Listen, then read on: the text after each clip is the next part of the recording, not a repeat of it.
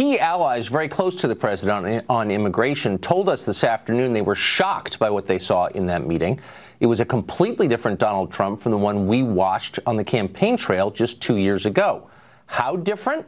Let's put it this way. Trump's rival from the 2016 race, Jeb Bush, who was on the far left of Republican sentiment on immigration questions, tweeted these words in response to the meeting, quote, "Encouraged, the president is seeking bipartisan solutions to our immigration challenges." In 2016, Donald Trump ran on the premise that America's borders ought to be real, that the repeated amnesties of the past have betrayed voters, and that this country deserves an immigration policy that looks out for American interests rather than those of foreign countries. Almost nobody in Washington agreed with him at the time. Almost nobody in Washington agrees with him now. Congress is full of people from both parties who believe that the point of our immigration policy is to provide cheap labor to their donors and to atone for America's imaginary sins against the world. They couldn't care less about immigration's effect on you or your family. Yet these are the same people the president now says he trusts to write the immigration bill, the one he'll sign no matter what it says. So what was the point of running for president?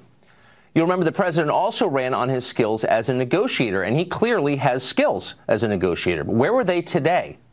The president signaled he'd be happy to legalize hundreds of thousands of illegal immigrants now, and then at some point in the future tackle all that other stuff, like making sure they can't bring millions of their relatives from the third world along with them.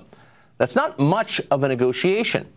Amnesty for DACA recipients is the only leverage the White House has. Once the president agrees to let them jump to the head of the line, ahead of millions of other people hoping to come here legally, the negotiation is over. At that point, why would Democrats agree to anything? Ending chain migration, the diversity lottery, supporting a merit-based system that might actually help America?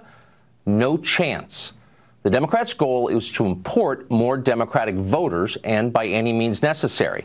Once they retake the Congress and the presidency, and if Trump betrays his base in immigration, that'll definitely happen, it is over. Say goodbye to borders. They are done.